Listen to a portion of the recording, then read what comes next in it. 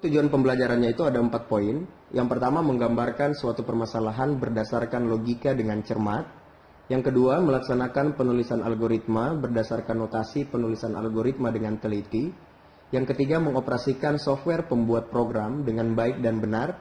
Dan yang terakhir, memodifikasi sebuah masalah dalam bentuk program sederhana dengan mandiri. Kita masuk pada pembahasan mengenai pengertian logika dan algoritma. Pengertian algoritma itu sangat lekat dengan kata logika, yaitu kemampuan seorang manusia untuk berpikir dengan akal tentang suatu permasalahan yang dapat menghasilkan sebuah kebenaran, bisa dibuktikan, dan dapat diterima akal. Logika juga seringkali dihubungkan dengan kecerdasan. Seseorang yang mampu berlogika dengan baik seringkali disebut sebagai pribadi yang cerdas. Poin yang selanjutnya, logika itu identik dengan masuk akal dan penalaran. Penalaran adalah salah satu bentuk pemikiran, di mana pemikiran ini adalah pengetahuan tak langsung yang didasarkan pada pernyataan langsung pemikiran mungkin benar dan mungkin juga tidak benar. Definisi logika itu sangat sederhana, yaitu ilmu yang memberikan prinsip-prinsip yang harus diikuti agar dapat berpikir valid menurut aturan yang berlaku. Poin yang ketiga, logika itu berasal dari bahasa Yunani yaitu logos yang berarti ilmu.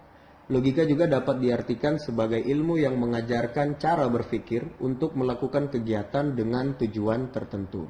Kita masuk pada pembahasan yang selanjutnya yaitu pengertian algoritma. Pengertian algoritma.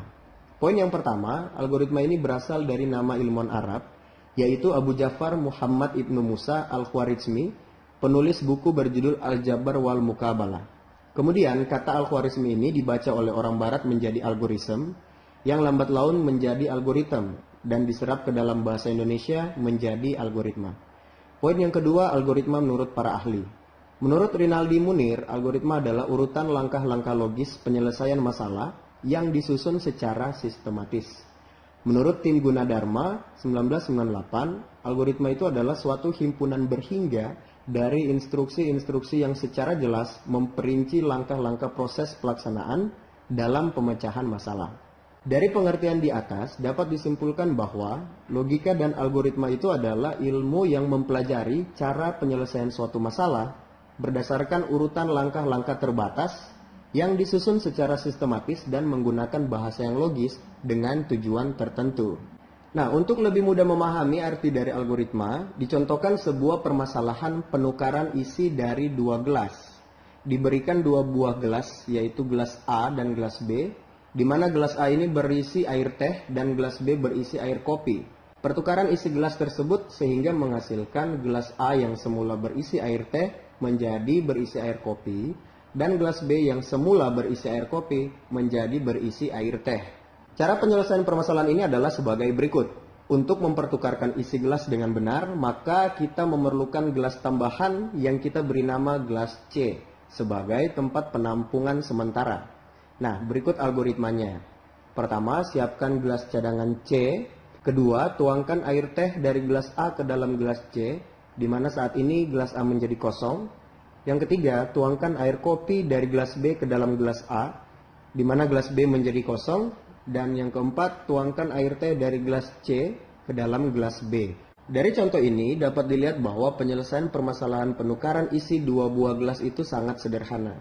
Di sini digunakan urutan langkah yang masuk akal atau logis, sehingga isi dari keduanya itu sudah berpindah media. Yang awalnya itu air teh berada di gelas A, pindah ke gelas B, dan air kopi yang berada di gelas B, pindah ke gelas A. Inilah yang dinamakan dengan algoritma, yaitu urutan penyelesaian sebuah permasalahan dengan urutan dan langkah yang logis dan masuk akal sehingga menghasilkan sesuatu langkah yang benar. Saat menggunakan logika, sebaiknya jangan berpikir terlalu rumit tentang sebuah masalah, karena belum tentu masalah itu serumit yang kita pikirkan. Pikirkanlah hal yang paling sederhana untuk menyelesaikan masalah itu, sehingga kita tidak terjebak dalam pemikiran rumit yang dibuat sendiri. Dalam menentukan algoritma untuk menyelesaikan suatu permasalahan, mungkin kita akan dihadapkan pada beberapa pilihan algoritma. Oleh karena itu kita harus memiliki rambu-rambu dalam menentukan pilihan algoritma. Pertimbangan dalam pemilihan algoritma itu adalah yang pertama, algoritma haruslah benar.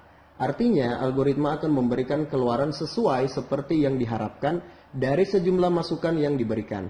Jadi tidak peduli sebagus apapun algoritma itu, jika dia memberikan keluaran yang salah, maka sudah pasti algoritma tersebut bukanlah algoritma yang baik. Pertimbangan kedua yang harus diperhatikan adalah kita harus mengetahui seberapa baik hasil yang dicapai oleh algoritma tersebut. Hal ini penting terutama pada algoritma yang memerlukan aproksimasi hasil, yaitu algoritma yang hasilnya hanya berupa pendekatan. Algoritma yang baik harus mampu memberikan hasil yang sedekat mungkin dengan nilai yang sebenarnya. Pertimbangan yang ketiga adalah efisiensi dari algoritma itu sendiri. Efisiensi algoritma dapat ditinjau dari dua hal, yaitu efisiensi waktu dan memori. Meskipun algoritma memberikan keluaran yang benar atau paling mendekati, tetapi jika kita harus menunggu lama untuk mendapatkan hasil, semisal dalam waktu berjam-jam, maka biasanya algoritma tersebut tidak akan menjadi pilihan yang utama. Karena pada dasarnya setiap orang itu menginginkan keluaran yang relatif cepat. Begitu juga dengan memori. Semakin besar memori yang terpakai, maka semakin jelek algoritma tersebut. Tujuan dari belajar logika dan algoritma ini adalah agar kita dapat membiasakan diri melakukan suatu perencanaan apabila menyelesaikan suatu masalah. Karena suatu permasalahan yang diselesaikan dengan suatu perencanaan yang matang, maka akan mendapatkan solusi yang lebih optimal dibandingkan menyelesaikan masalah tanpa menggunakan suatu perencanaan. Kita masuk pada pembahasan yang selanjutnya, yaitu mengenai ciri-ciri, sifat, dan struktur dasar algoritma. Kita bahas terlebih dahulu tentang ciri-ciri algoritma. Tidak semua langkah penyelesaian masalah yang logis itu dapat disebut sebagai algoritma. Menurut Donald E. Knuth, paling tidak algoritma itu mempunyai 5 ciri penting. Yang pertama itu finiteness atau keterbatasan, di mana algoritma itu harus berakhir setelah mengerjakan sejumlah langkah proses. Jadi tidak boleh algoritma itu tanpa batasan. Jadi dia harus dalam bentuk keterbatasan. Yang kedua, definiteness atau kepastian, di mana setiap langkah harus didefinisikan secara tepat dan tidak berarti ganda atau ambigu. Yang ketiga, dia harus memiliki input, ya, di mana algoritma itu paling tidak memiliki 0 atau lebih data masukan. Yang keempat, output atau keluaran, di mana algoritma juga harus memiliki 0 atau lebih hasil keluaran. Yang terakhir, effectiveness atau efektivitas, di mana algoritma itu harus efektif, langkah-langkah algoritma itu dikerjakan dalam waktu yang wajar. Nah, selanjutnya sifat dari algoritma itu, yang pertama dia tidak menggunakan simbol atau sintaks dari suatu bahasa pemrograman tertentu. Yang kedua, dia juga tidak tergantung pada suatu bahasa pemrograman tertentu. Yang ketiga, notasi-notasinya dapat digunakan untuk seluruh bahasa manapun. Dan yang keempat, algoritma dapat digunakan untuk merepresentasikan suatu urutan kejadian secara logis dan dapat diterapkan di semua kejadian sehari-hari. Kita masuk pada pembahasan yang selanjutnya, yaitu struktur dasar algoritma. Yang pertama ada yang namanya runtunan atau sequence. Nah, sebuah runtunan ini terdiri dari satu atau lebih instruksi, di mana setiap instruksi itu dikerjakan secara berurutan sesuai dengan urutan penulisannya. Yakni sebuah instruksi itu dilaksanakan setelah instruksi sebelumnya sudah selesai dikerjakan. Urutan dari instruksi ini akan menentukan hasil akhir dari suatu algoritma. Bila urutan penulisan berubah, maka mungkin juga hasil akhirnya berubah. Sebagai contoh, perhatikan operasi aritmatika berikut ini. Dalam kurung 4 tambah 3 dikalikan 7 sama dengan 49. Tetapi bila urutan aksinya kita ubah, maka hasil keluarannya akan berbeda.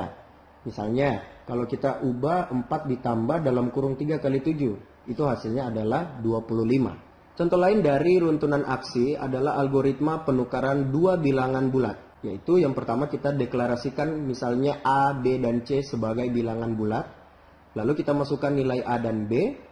Yang ketiga kita masukkan nilai A ke dalam C. Yang keempat kita masukkan nilai B ke dalam A. Dan yang kelima kita masukkan nilai C ke dalam B. Jadi seperti itulah contoh dari struktur dasar runtunan atau sequence. Kita masuk pada struktur dasar yang selanjutnya, yaitu pemilihan atau selection. Kadangkala terdapat suatu kejadian yang baru akan dikerjakan jika suatu kondisi tertentu telah terpenuhi. Pemilihan yaitu instruksi yang dikerjakan dengan kondisi tertentu, di mana kondisi ini adalah persyaratan yang dapat bernilai benar atau salah. Jadi satu atau beberapa instruksi hanya akan dilaksanakan apabila kondisi bernilai benar, sebaliknya apabila salah maka instruksi tidak akan dilaksanakan. Sebagai contoh kasus pemilihan atau selection adalah dalam penentuan bilangan genap atau ganjil seperti berikut ini. Yang pertama, masukkan bilangan sebagai sebuah bilangan bulat. Yang kedua, bagi bilangan dengan angka 2, simpan nilai sisa pembagian dalam variabel sisa. Yang ketiga, jika nilai sisa sama dengan 0, maka kerjakan langkah keempat. Langkah keempat itu adalah tampilkan kata genap ke layar komputer. Yang kelima, jika nilai sisa tidak sama dengan 0, maka kerjakan langkah 6. Di mana langkah 6 ini adalah perintah untuk menampilkan kata ganjil ke dalam layar. Ketujuh, selesai. Jadi di sini apabila salah satu kondisi sudah terpenuhi, maka akan dijalankan instruksi sesuai dengan kondisi tersebut. Struktur dasar yang selanjutnya yaitu pengulangan atau repetition. Nah, pengulangan ini merupakan kegiatan mengerjakan sebuah atau sejumlah aksi yang sama sebanyak jumlah yang ditentukan atau sesuai dengan kondisi yang diinginkan. Beberapa statement pengulangan di bahasa pemrograman yaitu for, while, do while, repeat until, for down to do, for to do, dan lain-lain. Sebagai contoh adalah menampilkan huruf tertentu sebanyak n kali ke layar sebagai berikut. Yang pertama, deklarasikan variabel huruf untuk menyimpan karakter yang akan ditampilkan. Kedua, deklarasikan variabel n untuk menyimpan banyaknya perulangan. Yang ketiga, deklarasikan variabel counter yang digunakan sebagai counter perulangan yang sudah dilakukan. Yang keempat, masukkan sebuah karakter dan simpan dalam variabel huruf. Kelima, masukkan banyaknya perulangan yang diinginkan dan simpan dalam variabel n. Yang keenam, set nilai counter dengan 0. 7, tampilkan huruf ke layar. 8, lakukan penambahan counter dengan 1. 9, jika nilai counter kurang dari n, maka dia akan mengerjakan langkah ke-6, yaitu men-set nilai counter dengan 0. Yang ke-10, jika nilai counter sama dengan n, maka selesai. Oke, sampai di sini dulu untuk video pembelajaran kali ini. Kita akan berjumpa lagi pada video-video pembelajaran selanjutnya. Sekian dan terima kasih.